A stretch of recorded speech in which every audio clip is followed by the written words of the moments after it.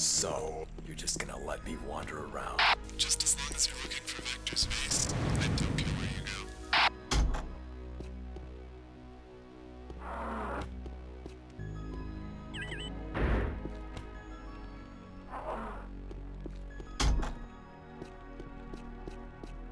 What the hell just happened here? You're looking for work? Who are you supposed to be? They let me stay down here only because I build fancy toys for them. I'm looking for a certain toy myself. If you're up for it, I'll let you in on the profit. But only if you do me a favor. I need 2 things to build a prototype. 2 energy cores and 2 lightning couplings. That's the actual reason why I'm here. There's an old industry core base nearby with those 2 items. Only industry core builds lightning couplings. Get those 4 items, and I'll build something for you in exchange.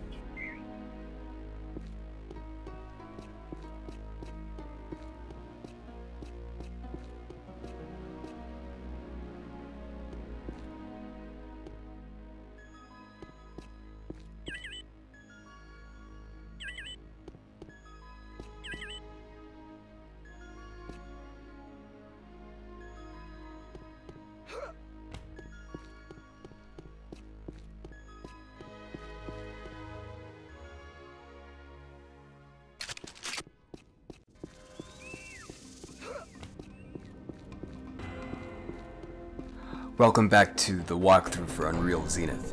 We're currently on the 3rd mission, the level Labyrinthine Bastion.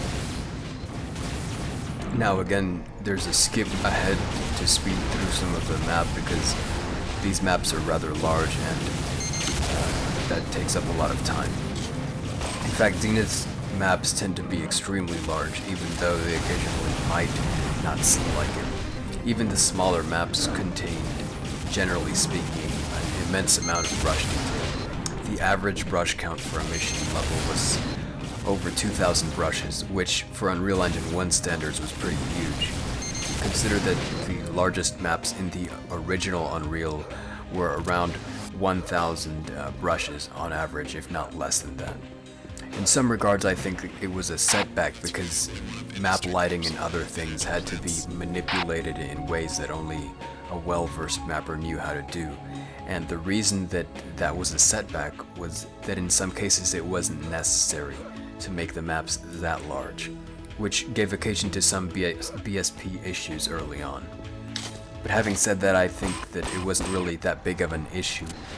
Most of the BSP issues were fixed, and if there were minor BSP issues, which are prevalent in even the original Unreal and some vanilla maps in Unreal Tournament, they weren't that big of an issue at all, if they were even noticed.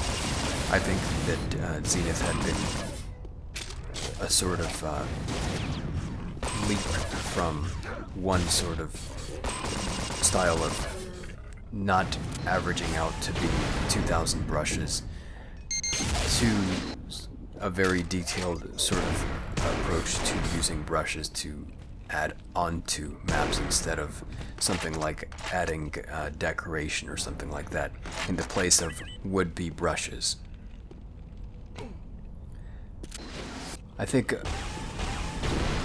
if Zenith had been continued through maybe a would-be expansion pack, it would have focused on smaller scale maps that retained the great amount of detail that it had through these brushes that I was talking about.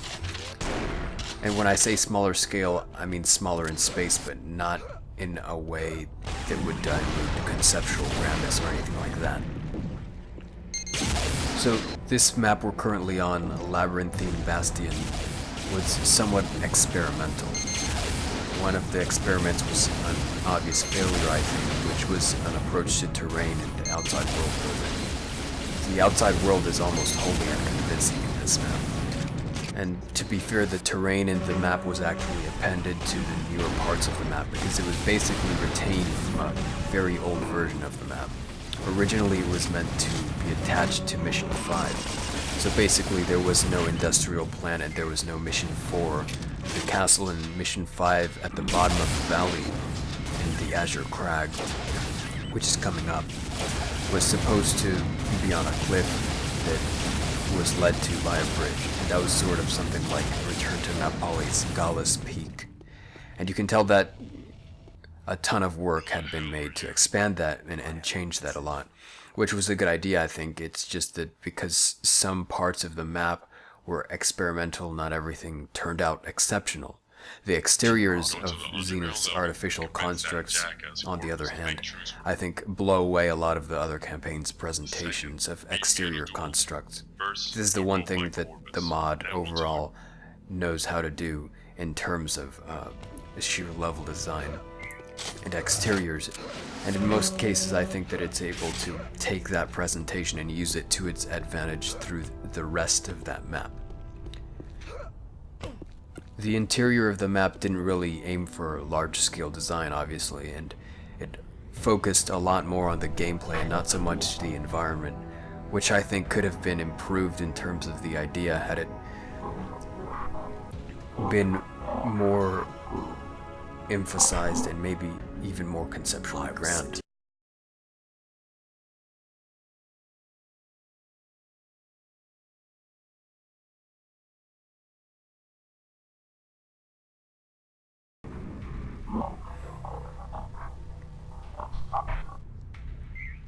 The idea itself was, I guess, sort of an industrial building built over an old ruin or something like that.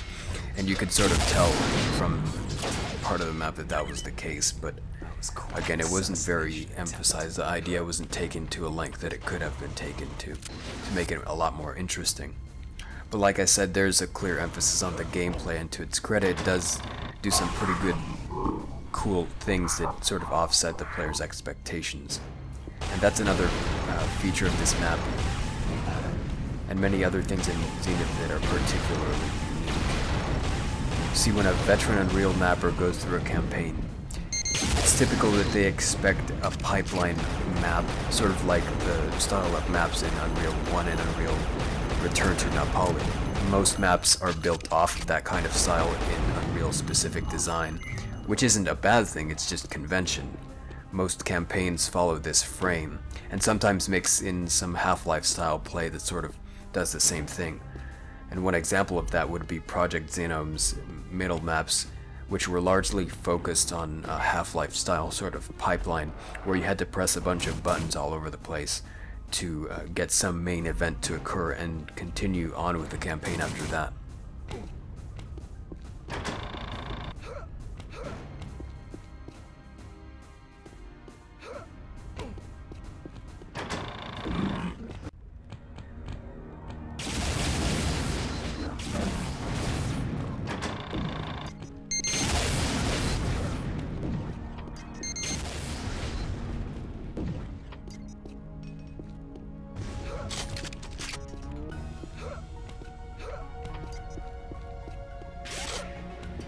I would have to say that the campaigns that began to stray away from that sort of style of mapping before Zenith were 7 Bullets and to an extent Legacy, although in the case of Legacy it was more so just the semi-hub map, if you will, that sort of was the difference in mapping.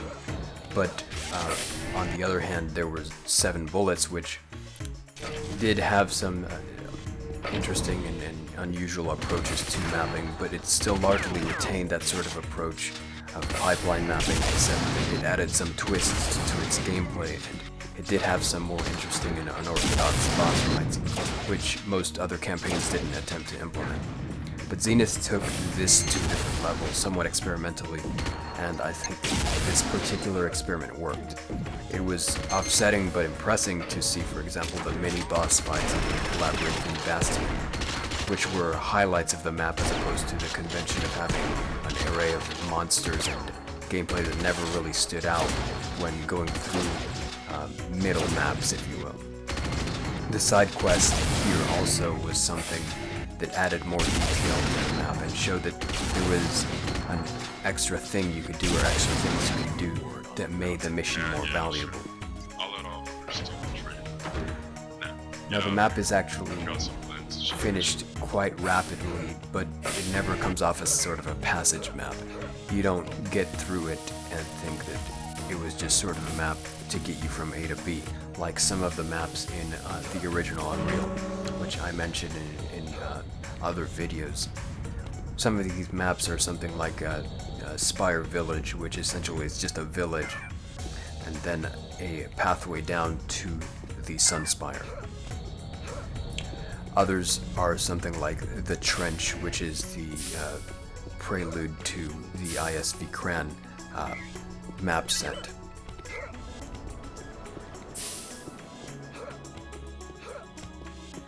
So this, in contrast, is sort of just something that the player goes through as a sort of a side quest in and of itself, as the player searches for Vector's rocket base, which is the primary objective. But again, it doesn't sort of come off as a passage map or a side quest. It's something that you encounter that is actually different and challenging.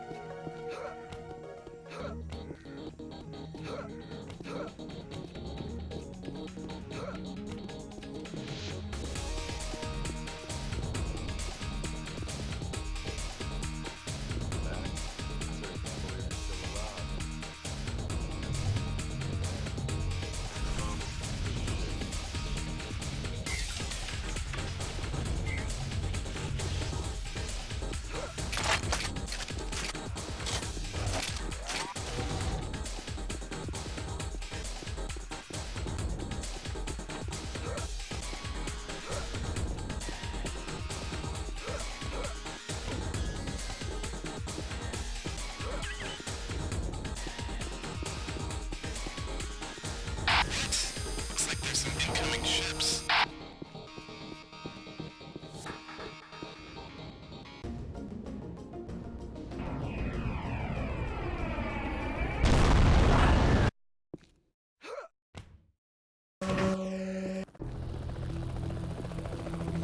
Is this the place? What are you talking about? Seems like an abandoned mining station. Is this what we're looking for?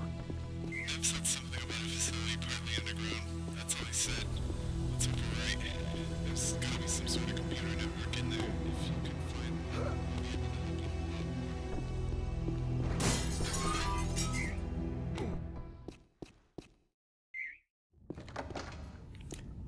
The next map is the Industrial Stranglehold, which was a very interesting take, I think, on creating atmosphere in a different way, or at least in a way that maybe some people didn't expect, and mixing in a Half-Life style sort of play that I was mentioning before, with quite a few twists.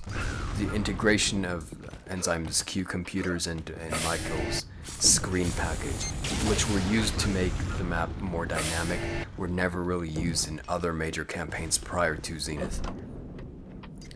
And even though both were available, they seemed to just float around and never actually be used for anything interesting. The fact that you could control the factory's security system, ventilation, and cause certain events to occur through these user interfaces might have been something that seemed small as you go past it, but I think to the Unreal campaigner it was definitely something new and interesting. It was a different way to make use of gameplay, or make use of these custom scripts and user interfaces, and technically speaking, the render canvas functions of Unreal Engine 1.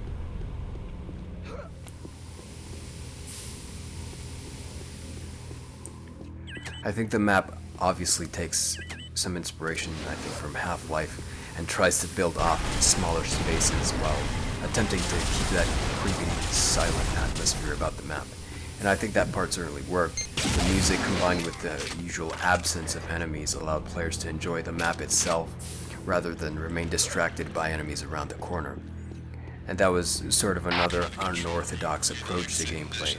You had more gameplay highlights here too on the parts of the monsters, the introduction of the war machines and the Industry Corps soldiers in the mix, both of which aren't manually placed throughout the map, and actually spawn throughout the map depending on what the player does. And I'll say that the difficulty is a little excessive, I think, on the second half of the map when the war machines begin to spawn, because you're essentially encountering a virtually infinite amount of enemies but have little or limited resources to fend them off. So you might be able to disable security system via the computers, but even in that case, some people continue to engage the war machines, and sometimes, being that they are pretty good at aiming, it can be a little excessive. And again, this was, however, something unique, and something that stood out in a different approach to monster placement even.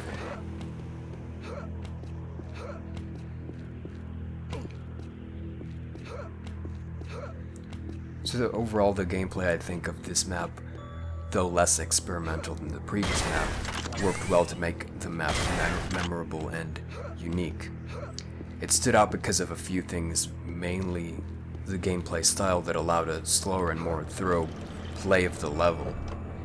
One other thing I have an issue with is that some of the computers seemed unnecessary or difficult to manage, and maybe there should have been more clarity as to what to do with each of them, but it wasn't so much that it impeded players from getting through. I'm starting to doubt that hypothesis too. Next step is section 5.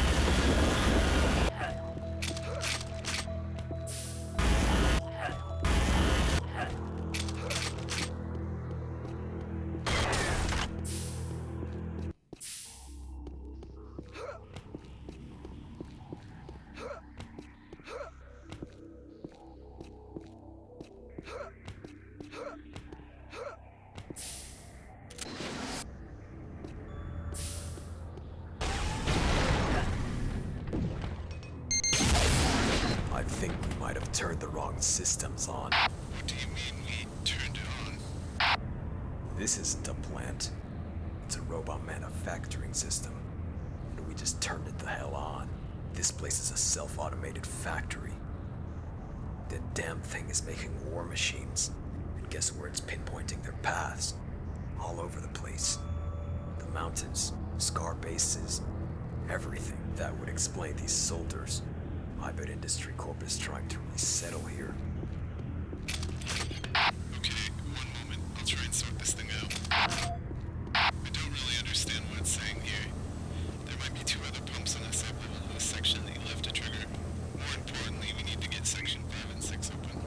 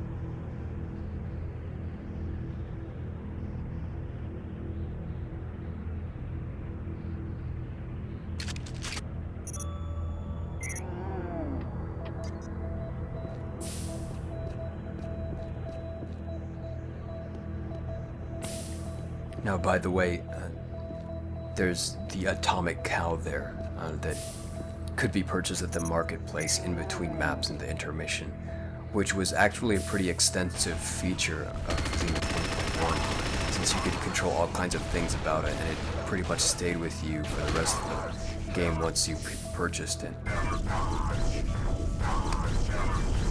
There's also one thing at the end of the map. If you turn on the ventilation via the central computer, you can basically skip the annoying parts, if you will, of the escape and just fly out to safety. So it's sort of a shortcut, kind of nuanced, but to the more attentive players, it was sort of that little reward at the end. Again, that's another example of how these actions made the mission or what the player does more valuable.